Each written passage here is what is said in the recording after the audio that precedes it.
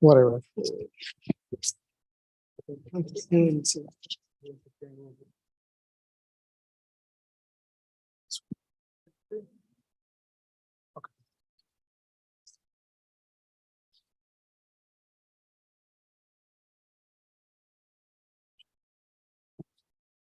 أعوذ بالله من الشيطان الرجيم بسم الله الرحمن الرحيم.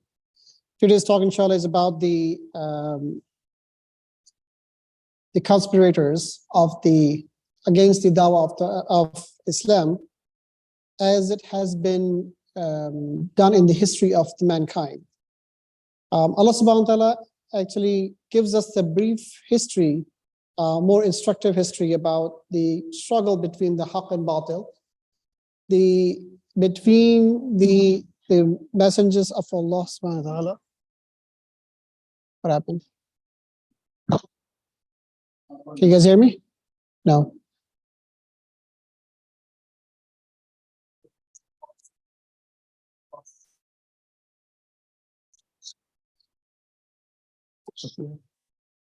No.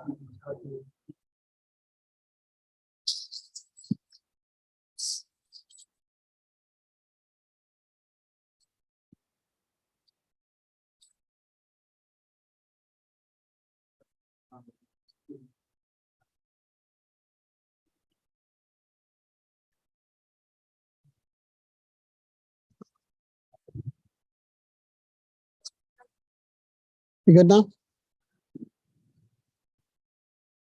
Can you guys hear me? Okay, inshallah. Should I start from the beginning?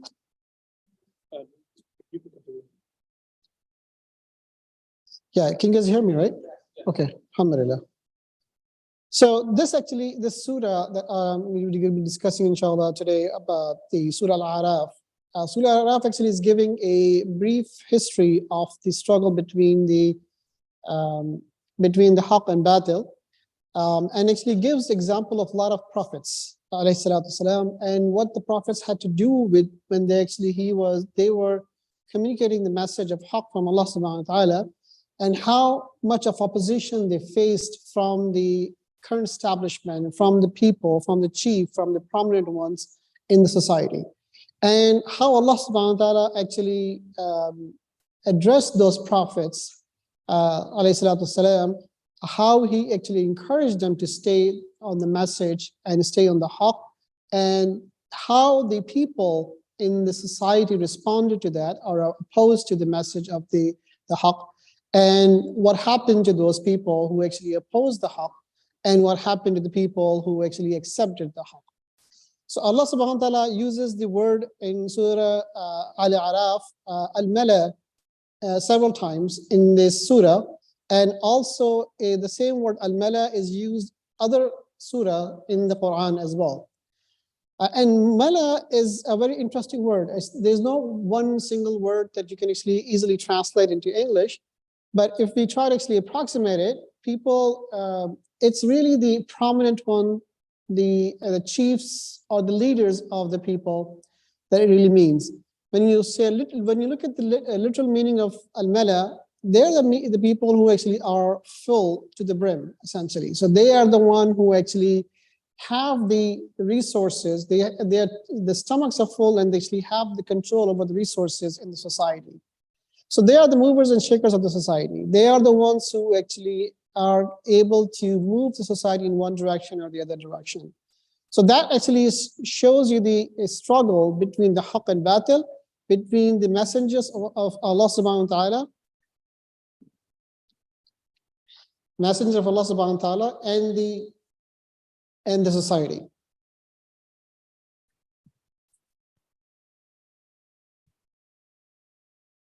In terms of the background, the Surah Al-Araf and the preceding Surah, Surah Al-An'am, was actually revealed both in Mecca.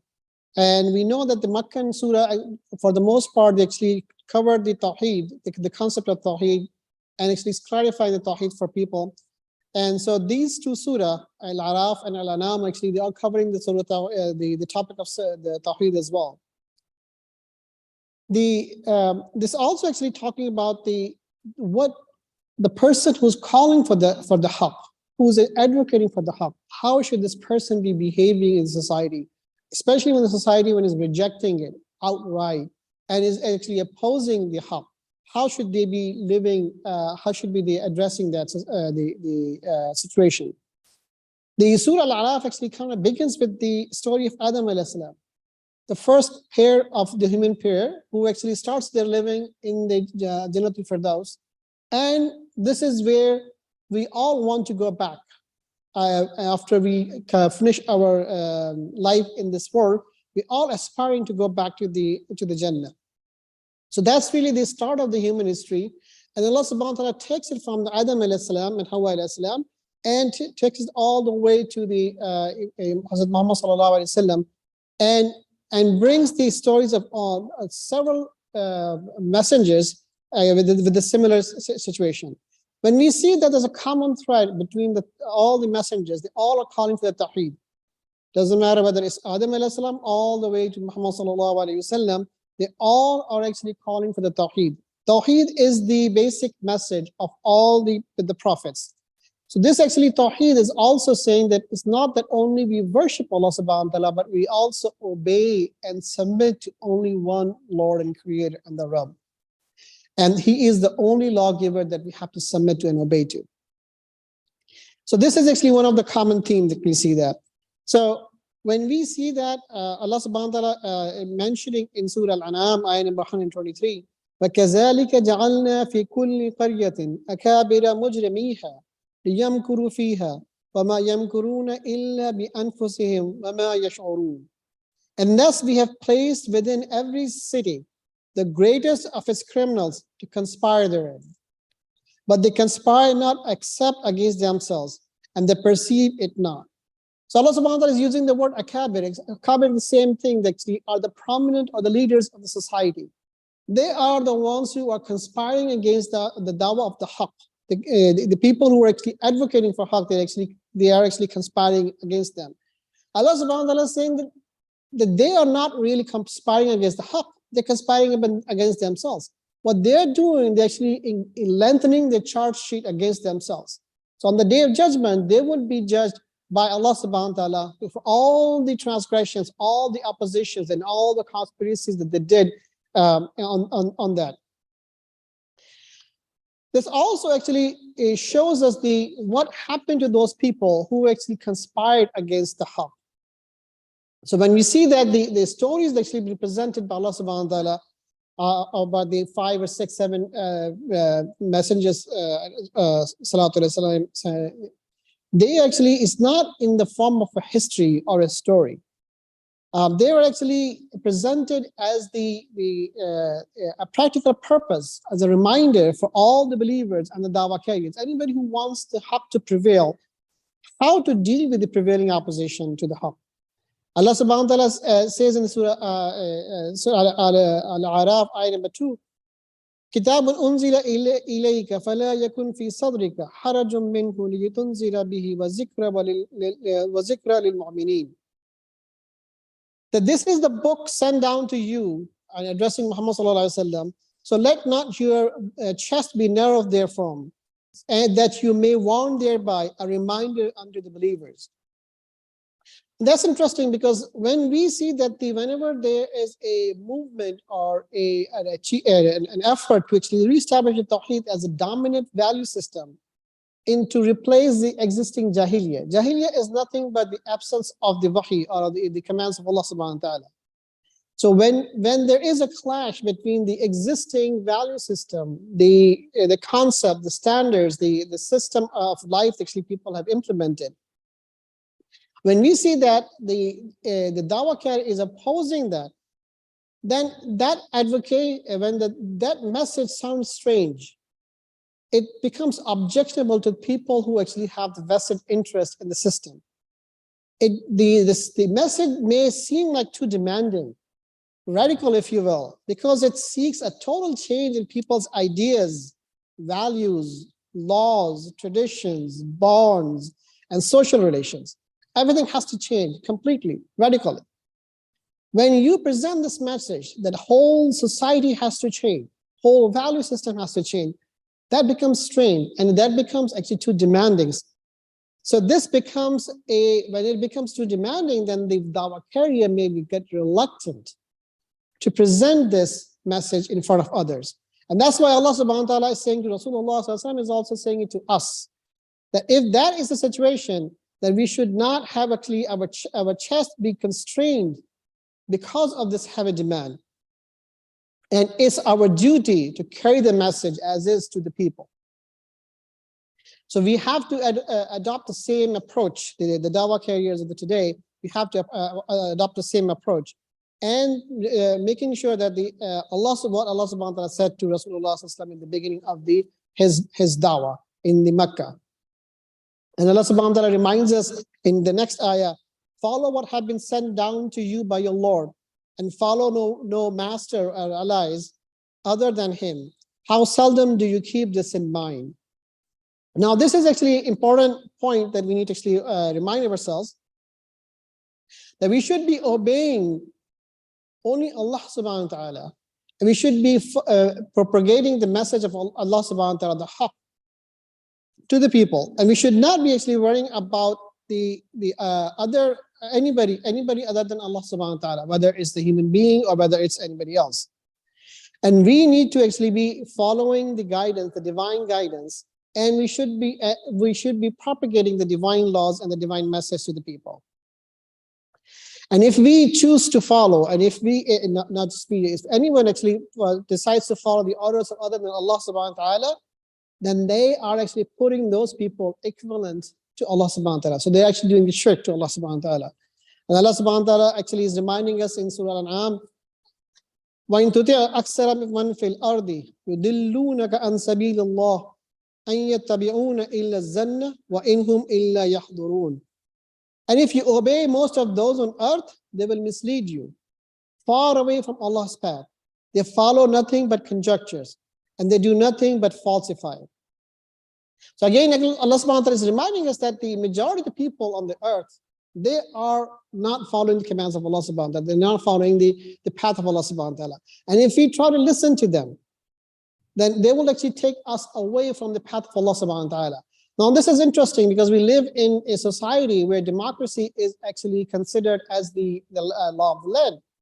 And this is actually what Allah subhanahu wa ta'ala says, the majority of the people, which is the basis of the democracy, is actually antithesis of Islam. Allah subhanahu wa ta'ala is saying, if you listen to the majority of the people, they will take you away from the path of Allah subhanahu wa ta'ala. And why? Allah subhanahu wa ta'ala is saying, because they do not obey anything other than their own conjecture, desires, and false desires that we have. And Allah subhanahu wa ta'ala reminds us in Surah Yusuf, ayah number 106, وَمَا يُؤْمِنُوا أَكْثَرُهُمْ بِاللَّهِ إِلَّا وَهُمْ مُشْرِكُونَ. And most of them believe not but in Allah, except that they attribute partners unto Him. Now, this is another interesting point, that even somebody believes in Allah subhanahu wa ta'ala as the creator, as the mushrikeen of the Makkah did at that time. At the same time, they actually allow others to legislate for them, or they allow others to have a partnership in the dominion of Allah subhanahu wa ta'ala. That becomes a shirk here as well. And Allah subhanahu wa ta'ala actually is reminding about the punishment in the dunya sometimes, and eventually the punishment in the hereafter. Allah subhanahu wa ta'ala says, Al-Araf, ayah number 49, how many community have we destroyed with their punishment, falling upon them by night or at midday while they were resting? And when our punishment fell upon them, all they could say was, we have indeed been wrongdoers. We shall most certainly question those to whom a message was sent, and we shall most certainly question the messengers themselves. And most certainly we shall reveal to them our knowledge of what they have been done. But never have we been absent On that day, the weighing will be true and accurate, and those whose weight of good deeds is heavy in the balance are the ones who are successful, whereas those whose weight is light in the balance are the ones who have lost their own souls because of their willful rejection of our revelations. So we see that the Aqidah of Tawheed is very intrinsically and actually very closely linked to the whole concept of accountability in the Day of Judgment. Because there is no point of actually following the do's and don'ts if there is no accountability on the Day of Judgment. That's really very important. And this is the one that Allah subhanahu wa ta'ala is talking about, that anybody who actually decides not to follow the commands of Allah subhanahu wa ta'ala, they will be taken to task on the Day of Judgment. Allah subhanahu wa ta'ala says in Surah Al-Araf, ayah number 10, we have established you firmly on earth and we have provided you there with the means of livelihood. How seldom are you grateful? So this is actually Allah subhanahu wa ta'ala saying that Allah subhanahu wa ta'ala is the one who has actually given us the livelihood on the earth, and He has actually established us. And if we have seen these things that Allah subhanahu wa ta'ala has made this earth subjugated to us, that's why we are able to actually be the dominant race on the dunya. We should be thankful to Allah subhanahu wa ta'ala that what He has provided to us. And in the same surah, Allah subhanahu wa ta'ala is talking about the arch enemy of the humankind, which is the shaitan. And since the creation of Adam alayhi salam, the struggle between haqq and batil actually has been going on. This is an age-old battle between haqq and batil, and Allah subhanahu wa ta'ala has told us that shaitan is the manifest enemy. So Aduwwun Mubin, Allah subhanahu wa ta'ala mentions this several times in the Quran, and also in the same surah, Allah subhanahu wa ta'ala is talking about Aduwwun Mubin. When we look at this historical journey of all these prophets, when we see that the messengers, alayhi salatu wasalam, and the believers on the one side, and the arrogant tyrants and the subjugated followers on the other side. So these surah actually portray the same scenes over and over, and actually gives us the inspiring message for us that when we see that we are being opposed, we are not unique. This is not the first time that this kind of opposition has been done, or this kind of conspiracy against the haqq is being done. So this has been the case for the other messengers as well. So we should not actually feel this situation, which is challenging for us, as a doom and gloom, and we should not actually allow this to discourage us. So this is actually nothing but a reminder, should be a reminder for all of us. Allah subhanahu wa ta'ala saying in ayah number 36, O children of Adam, if there come to you messengers from among you, reciting to you my ayat, then whosoever has taqwa and become righteous, on them shall be no fear and nor shall they grieve. But those who reject our ayat and treat them with arrogance, they are the dwellers of the hellfire, and they will abide therein forever. Allah subhanahu wa ta'ala actually very clearly mentioning that, okay, it is our duty to listen to the haqq and to accept the haqq and to implement the haqq. And if we do that, then obviously we will have no fear on the Day of Judgment. But anybody who rejects the ayahs, they will be taken to task, and they will be the dwellers of the hellfire forever and ever. This surah actually is giving in addition to Adam alayhi salam, it also gives the stories of Nuh alayhi salam, Hud alayhi salam, Salih alayhi salam, Lut alayhi salam, Shuaib alayhi salam, and also a lot of emphasis have been given to Musa alayhi salam in this surah. When you see that all the messengers can carry the same message, which is the message of Tawheed, and that message never changed. Allah subhanahu wa ta'ala actually reminds us in Surah Al-Araf, ayah number 59, my people worship Allah alone, you have no deity other than Him. And when we see that the concept of having one God, a oneness of Allah subhanahu wa ta'ala is the Rabb, or the Lord of the universe. So they actually try to make it secular. Sometimes they say, well, that's really religion, and has nothing to do with my personal financial life or social life or the business transactions, any of those things. This has actually been echoed right now. We see in today's Jahiliyyah, which is the absence of the Wahi that's being implemented today.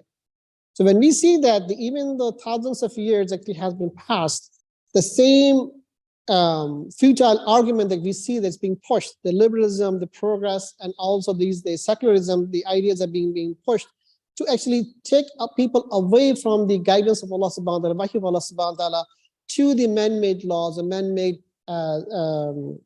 whatever the desire that they have to actually live their lives by. When we see that each Rasul sallallahu alayhi salatu wasalam actually represented the basic tenet, which is central tenet of the Tawheed, in the manner of a caring and honest advisor who is fearing for the inevitable doom, which remains obvious.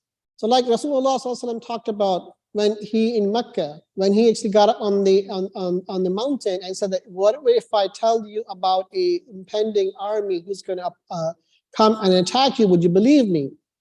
And they said, yes, we will believe you because we know that you are truthful.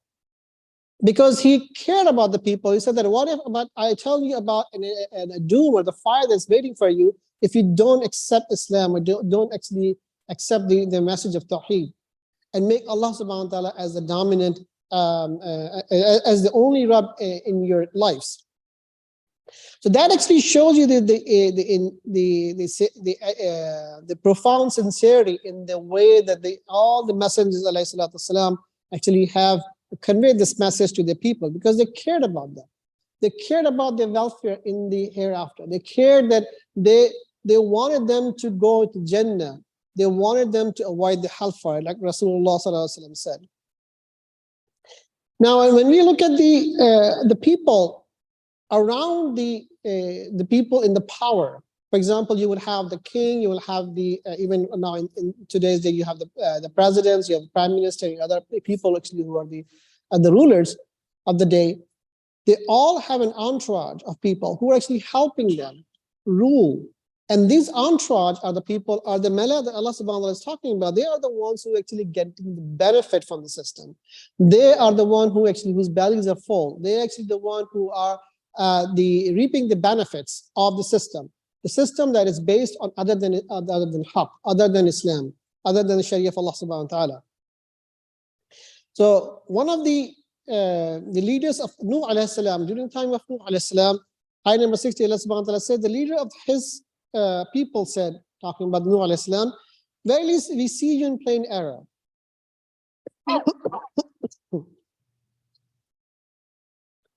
And when you look at the similar message coming from the other, for example, Shuaib alayhi salam, the chiefs of those who disbelieved among his people said to their people, if you follow Shuaib, be sure then you will be the losers. Again, a similar message coming from the Mala. What are the Mala saying? They're saying to the general population, the population are not the beneficiary of the system, but they are being cajoled or actually being led to believe by the Mala, the people or the chiefs or the prominent ones, saying that if you believe in the message of the haqq from Allah subhanahu wa ta'ala, you will become a loser. The similar message actually is being echoed by the people around Hud alayhi salam. The Mala at that time, they were saying that verily we see you in foolishness and verily we think you are one of the liars. Now look at the audacity of these people. They are actually saying to the Prophet of Allah subhanahu wa ta'ala that they, na'uzubillah, is a foolish and they are the liars. The similar message, actually, we see that in the time of Rasulullah sallallahu alaihi wasallam, he was called kahin, he was called a magician, right? So, and he was termed as somebody who actually separates the family. You will see that this kind of accusations or name calling has been going on for thousands of years. When we see that the objection is the same, essentially. All the leaders of this belief, all the Mala, they're saying the same thing. They actually want to continue the corrupt, the free and easy and traditional ways of secularism that is under threat by the obedience of Allah subhanahu wa ta'ala, by the message of Allah subhanahu wa ta'ala. So this is what actually is that they're afraid of, because they understand that if the message of Allah subhanahu wa ta'ala, the Sharia of Allah subhanahu wa ta'ala becomes implemented, their freewheeling, their actually days of taking advantage of the people would be over. That's what they actually are afraid of.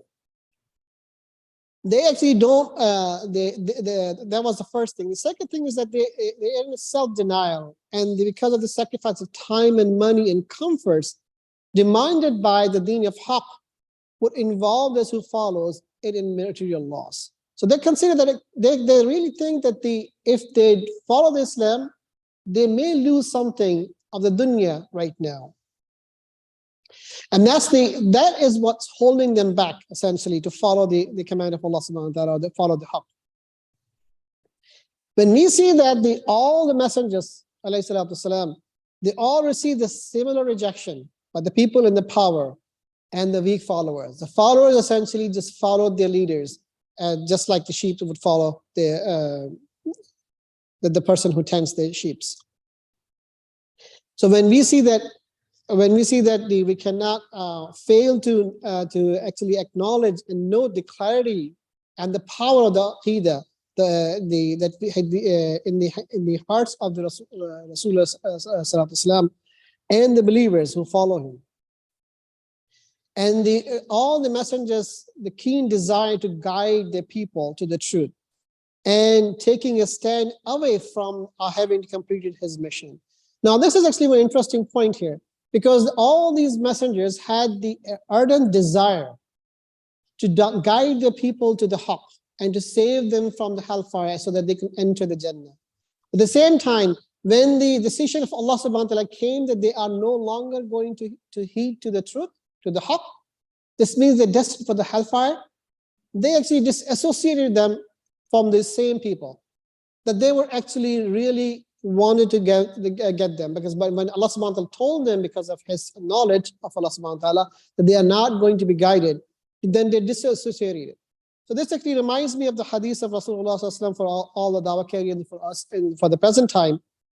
There's a hadith recorded by Abu Dawood that Abu Umama reported that Rasulullah said, whoever loves for the sake of Allah, hates for the sake of Allah, gives for the sake of Allah, and withholds for the sake of Allah has perfected the faith.